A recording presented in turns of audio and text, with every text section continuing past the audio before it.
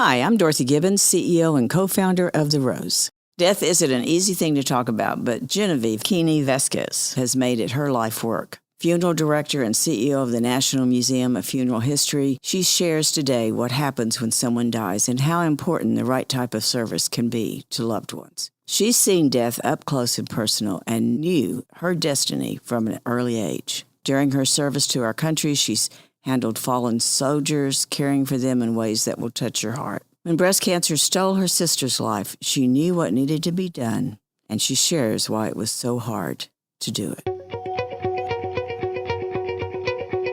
Let's talk about your breast.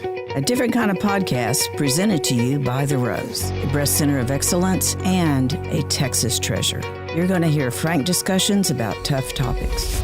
And you're going to learn why knowing about your breast could save your life. Join us as we hear another story and we answer those tough questions that you may have.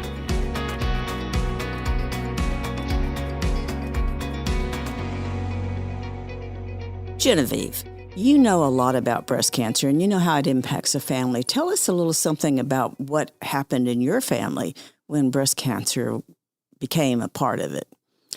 Well, you know, I think impact is such, it sounds like a powerful word, but really and truly, it's almost indescribable how breast cancer truly does affect your family.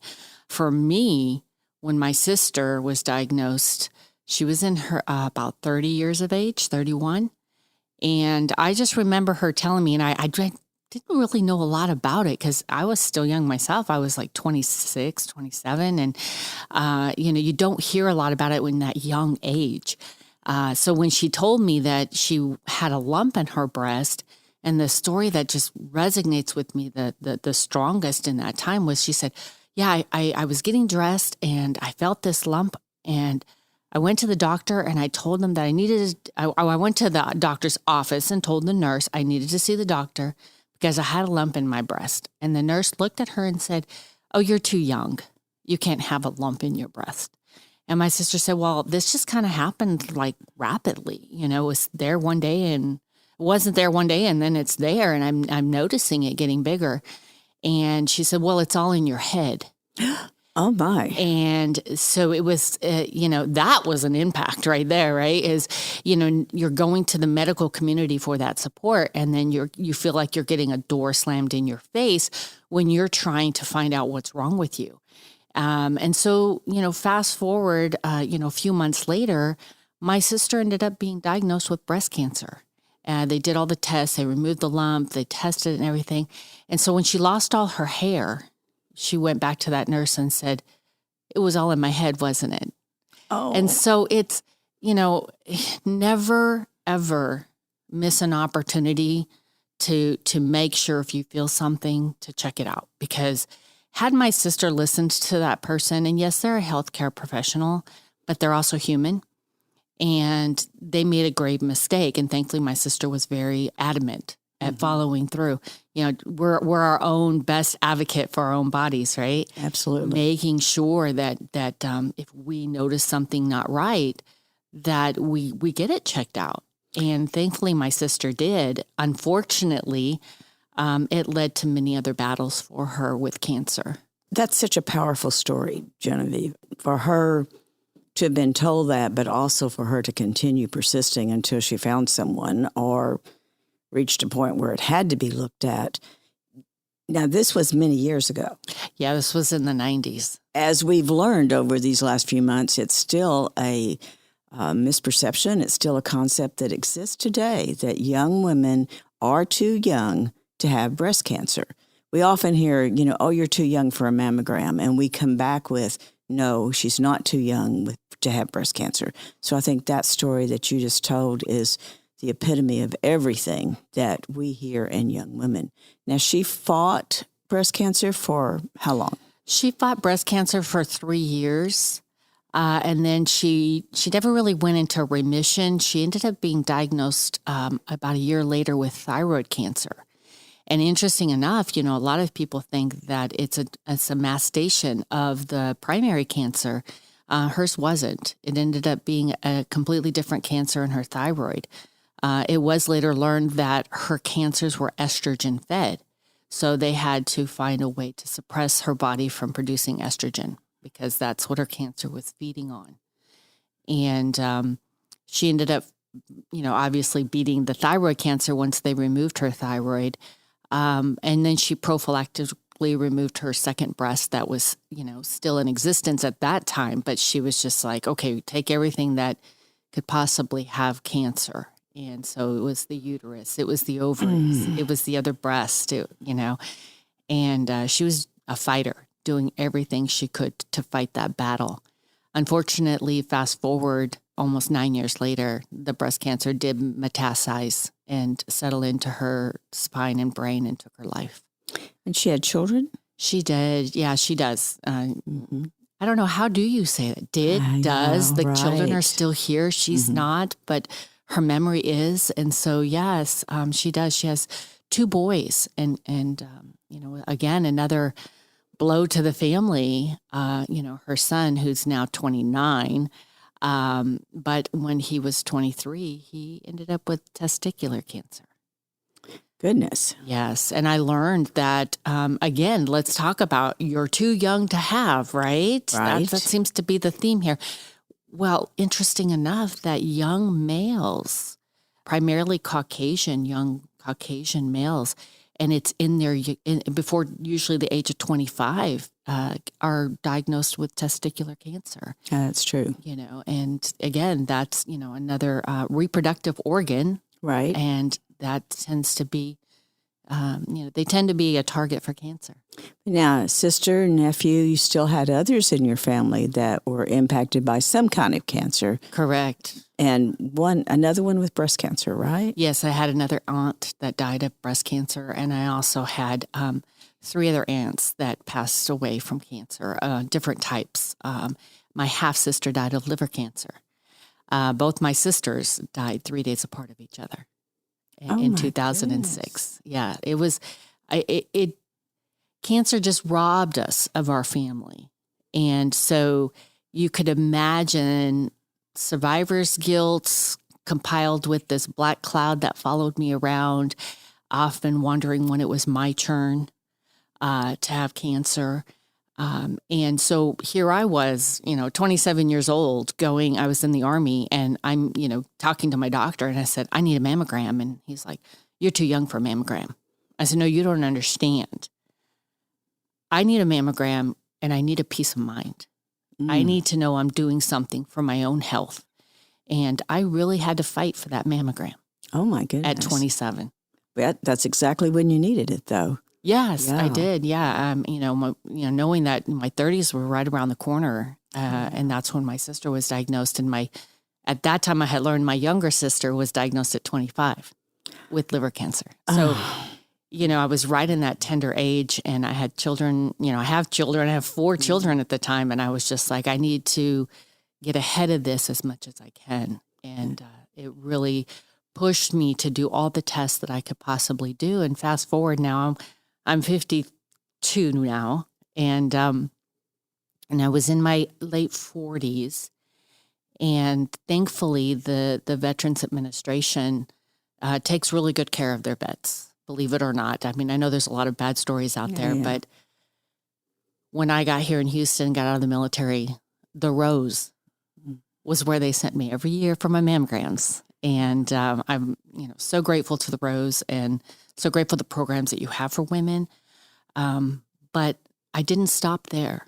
I talked to a geneticist, and I actually went and had the BRCA test done, the BRCA test, just to get, again, another peace of mind. And for people that aren't familiar with that, that's an actual in-depth genetic testing that they can do to test the markers on your DNA strands to basically look at your probability of getting cancer based on your hereditary genes. So I'm almost afraid to ask yes or no. You carry. Dodge the bullet. They told me that based off of my testing results, that I had the same percent of getting cancer as somebody who does not have cancer in their family. So all of a sudden, I felt like I had a new lease on life. I wasn't being followed by that black cloud, But then there's the survivor's guilt that sits in. Mm-hmm. Mm-hmm. That is so real, so true. Now I want to go back to what you said about the Rose taking care of the women, the vets, who we used to be the exclusive contractor for all of the mammography that the veteran women needed, and men, because they get breast cancer too. Yes. And that was probably our proudest time. Now, a little history. The radiologist who was with us at the time saw that need getting bigger and bigger and went to the VA and said, you know what, y'all are missing the boat here. You need your own place. Of course, I was heartbroken, but still, she was absolutely right, because, that they could offer it in a different way than we could, and in the environment that so many women had already been in, and it was just easier. But it was such an honor for us to be able to serve, in that small little way, to the people that we respect so much. Well, you call it a small way. I'm going to tell you, as a recipient, it was huge, a huge way. Thank you, Genevieve. I actually I thought I was going to have to pay for it myself when I walked in the door, and they were like, oh, no, you're a veteran. Thank you for your service. And that went a long way. Oh. And so I'm appreciative of those programs. And, you speak to the fact that, it was a big need in the veterans community. And, rightfully so. I got out of the military in 2004. And I remember first stepping foot into the Michael E. DeBakey VA Medical Center here in Houston, and went upstairs to this woman's clinic. Well, okay, I can't call it a woman's clinic. It's more like a one-room office where the women went to see the doctor. And it was so tiny. I mean, the office I'm sitting in is bigger than what the woman's clinic was back then. I can't even call it a clinic, because it was just almost like a one-room office. And I got to watch the growth and the expansion and the focus and the priority that they made women veterans there at the VA.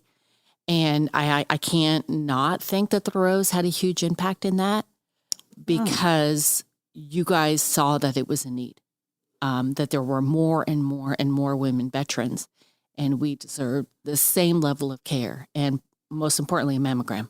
Oh, that is, I had no idea. Thank you for that. Yeah. Another little part of the story of the Rose I don't know about, and only can learn about from someone who's had that. And now we have this service. humongous clinic on the first floor. I'm like, it's like a little hospital in itself. It's awesome. Right. I've been there. It is quite impressive, and so glad that was a part of it. That's nice to know. Yeah. Now, Genevieve is the director of the National Museum for. Say it for me. Sure. Genevieve is. I'm the CEO and president of the National Museum of Funeral History. As many times as I've talked about it, you would think I'd have no problem with it, but I will tell you that it's the most fascinating place that I have been to, and I've been to museums all over the world. Oh, thank you. But when I went there, it was like, oh my. Now, it's interesting that you had all of this personal experience with death, and now you're the CEO and president of this extraordinary museum, but you're also a funeral director. Yes, I'm also a licensed mortician here in the state of Texas, and I'm also part-time palliative nurse at the Michael E. DeBakey, where I take care of my dying fellow comrades.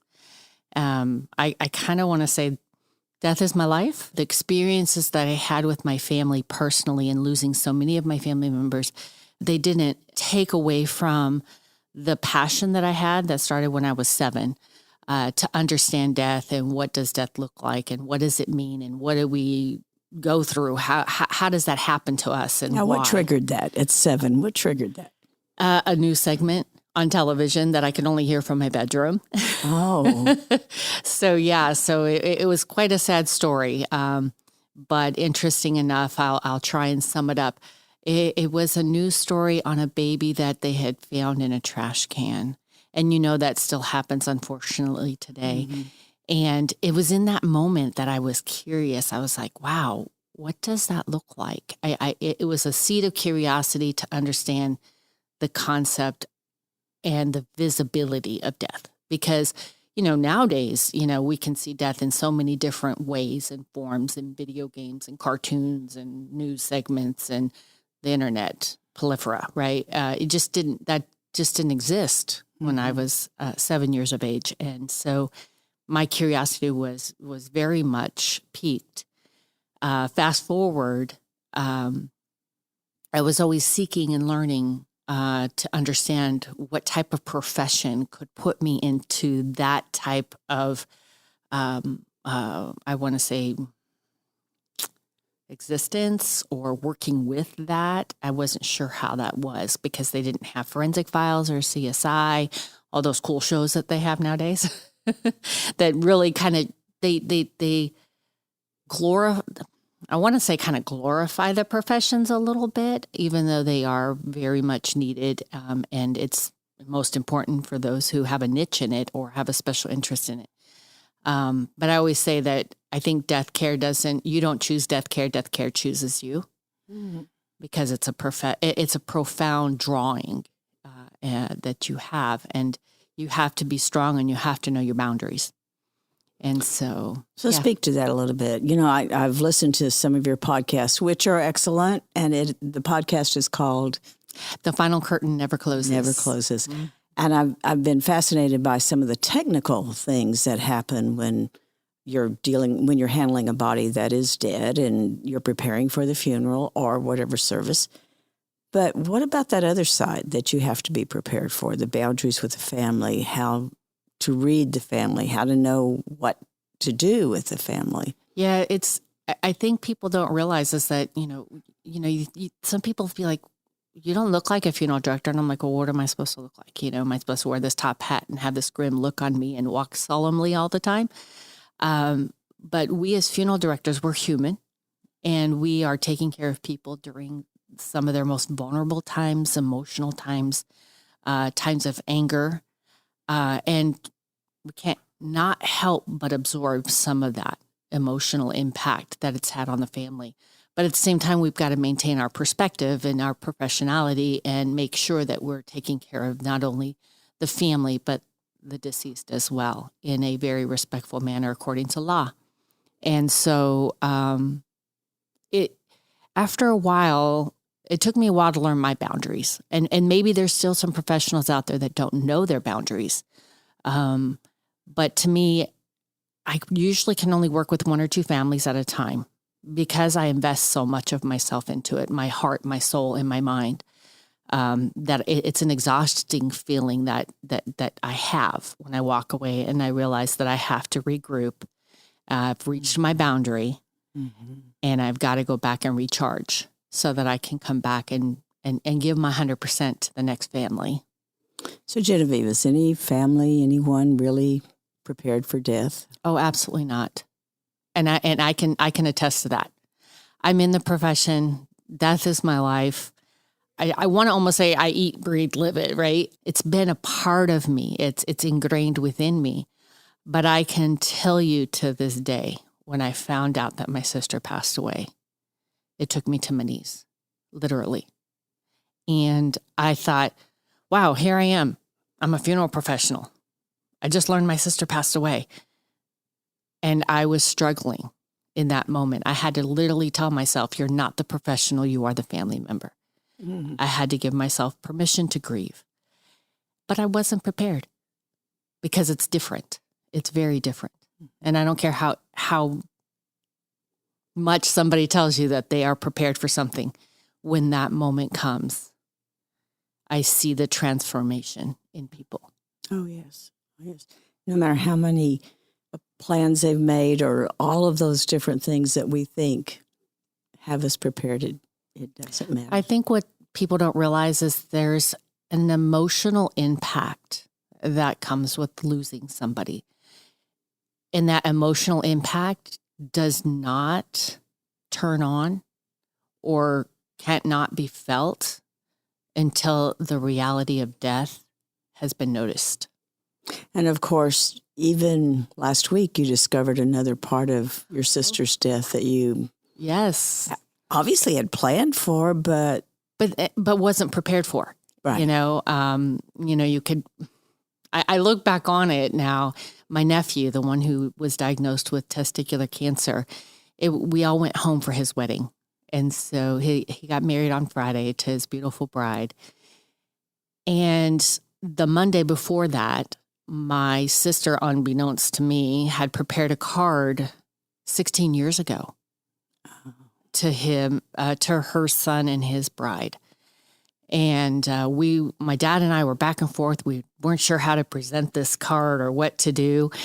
And so we all had met for dinner privately. And I said, this would be the right time, to present this card. And it was an impact for us all. Needless to say, none of us could talk.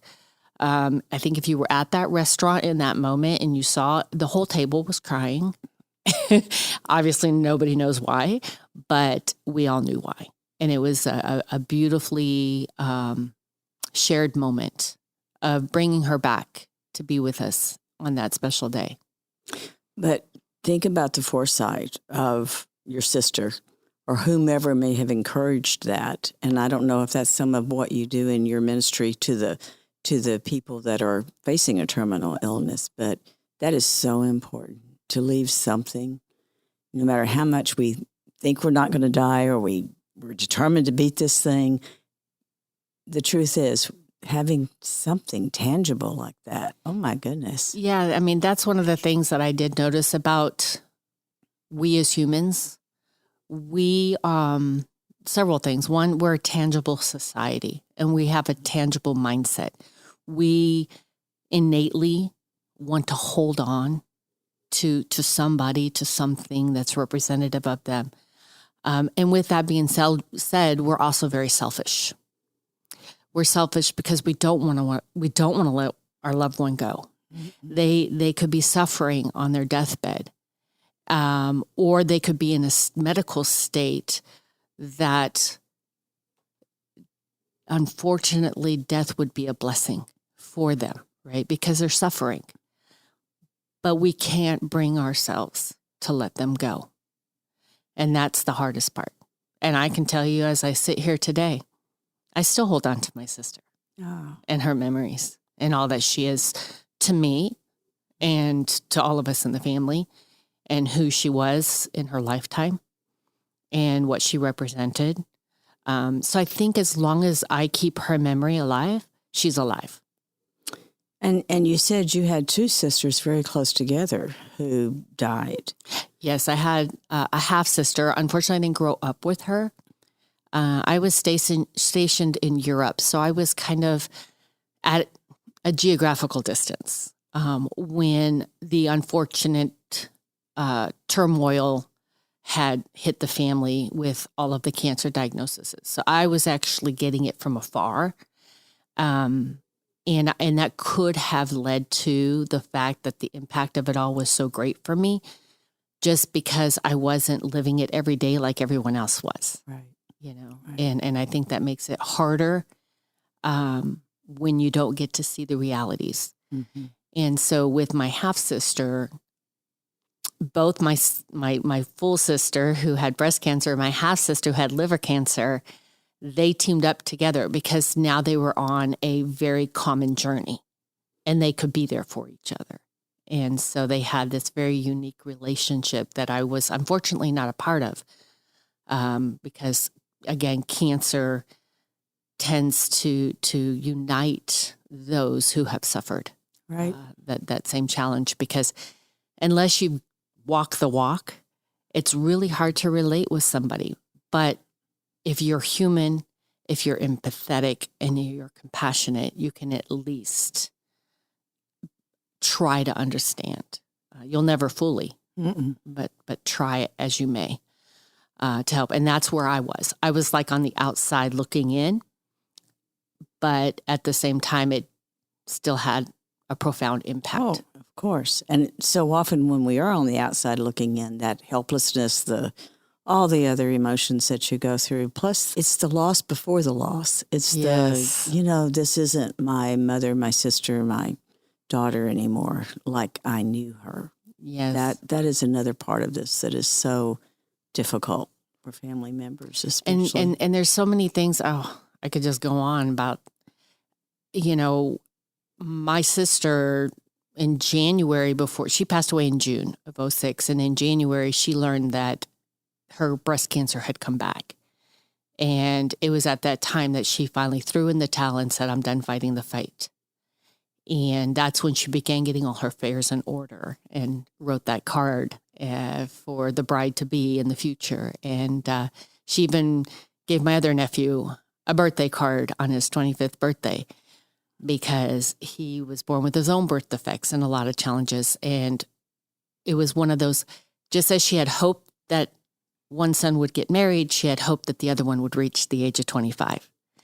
And so she, in her dying days, had this foresight and hope for both of her children, even though she no longer had hope for herself. And I think that was just powerful and really represents the type of person that she was in life, always thinking of others as in the perils of her own loss. And no matter what, though, that had to have its own unique impact on you.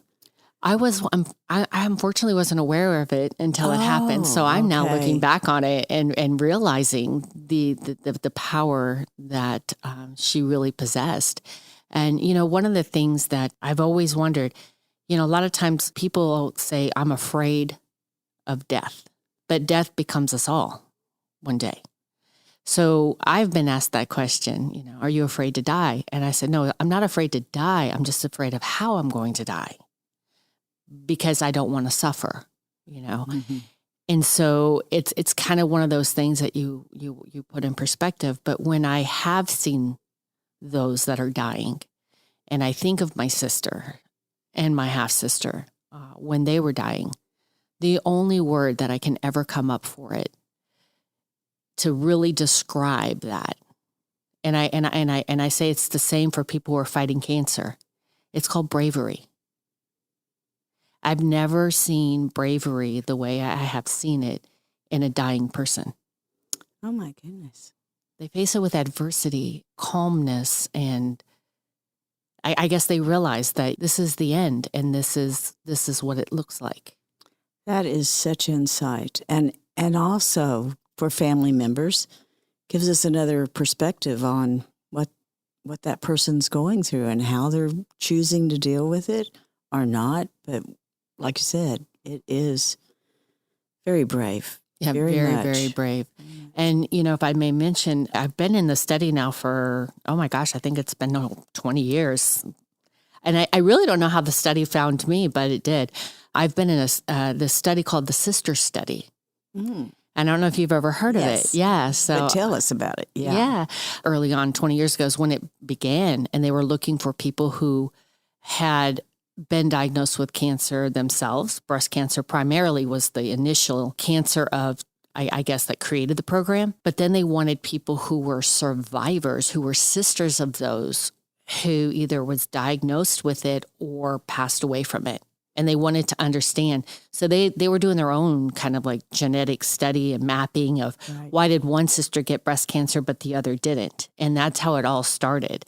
And they do annual updates with me all the time. I get a birthday card from them every year, just kind of celebrating that I made another milestone. So, but again, the foresight, because we know so much more now about breast cancer and how it spreads and that it's a systemic disease, and that, but at the end of the day, we really don't know anything about who gets it, why they get it, what happens. And I guess that's one of the dilemmas and one of the great frustrations of this particular research in breast cancer. There's an old belief that if we ever could figure out what goes on in breast cancer, we'd figure out what goes on in all cancers, because it is so multi-different. You can have so many different kinds of breast cancer, and it takes such different routes. It truly does, yes. So now, and I think this is such an important topic for us to even be talking about death, the funeral, preparing, what happens with the family members.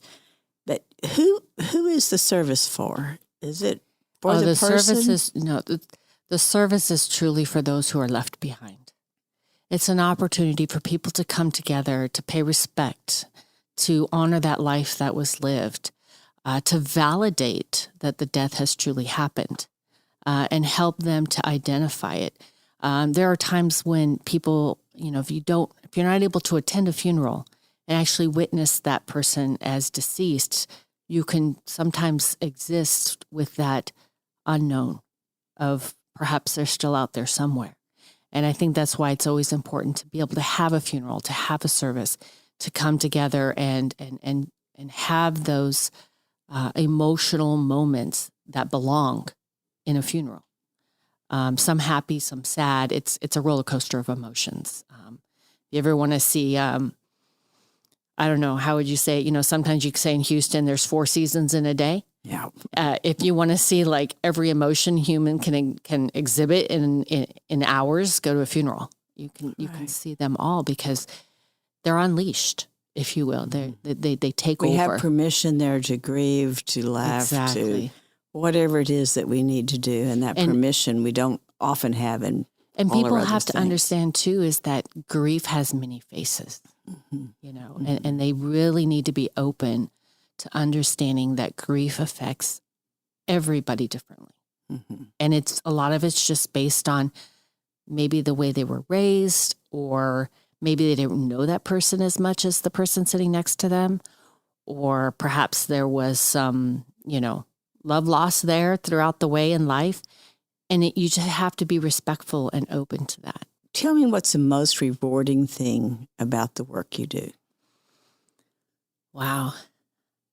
Being able to educate and help people understand or gain a little perspective on a part of life that we still know little about. I think that, and it's not that we know little about because we all know about death. I think what we know little about is the emotional impact when we have our own personal touches with death.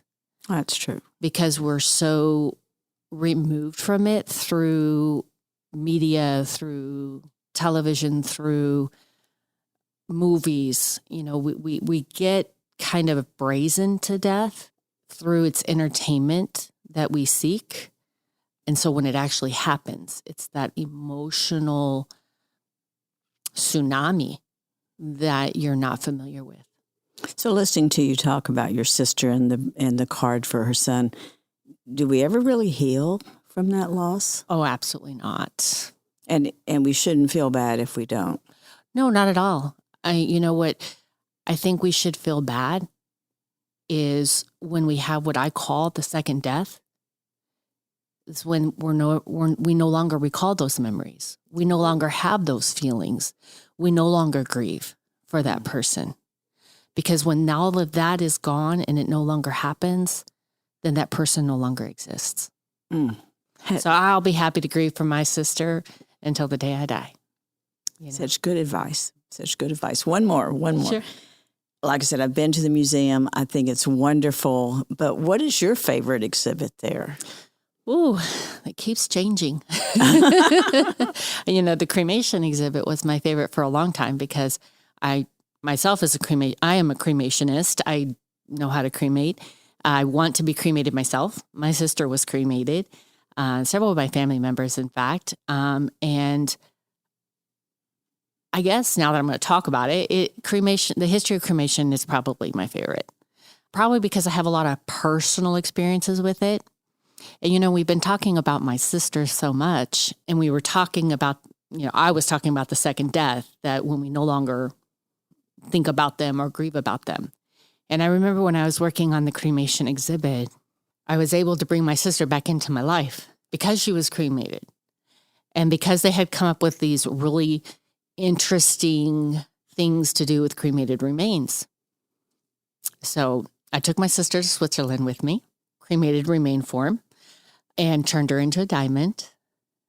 And I also sent her to New York, and she is now created into a portrait that's hanging at the museum. So you get to meet my sister through my sister's ashes in a portrait called Icons in Ash. And so I got to bring my sister back in my life. And so I go to work and I get to see her. I know it might sound morbid, but I don't see her all the time. It's only if I go on the exhibit. But, it was nice to say that she made an impact in some of my work I do today. And so, history of cremation is my favorite. Well, what a great interview. What a great storyteller you are. And thank you so much for sharing so many deep personal things about your own dealings with death. And also, I think this is something that's going to give inspiration and understanding. Yes. You know, in we see many survivors that do not make it through, and we see many that do. But for those that don't, it is tough. And I hope that every family who's heard this, especially the story of leaving that card when the time is right, so that loved one knows that you're still thinking of them. Don't be afraid to live, and don't be afraid to die. Just do your best. Great advice. Thank you again, Genevieve, for being with us. Thank you.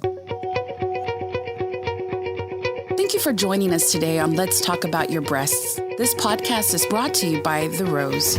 Visit therose.org to learn more about our organization. Subscribe to our podcast, share episodes with friends, and join the conversation on social media using hashtag Let's Talk About Your Breasts. We welcome your feedback and suggestions. Consider supporting The Rose. Your gift can make the difference to a person in need. And remember, self-care is not selfish. It's essential.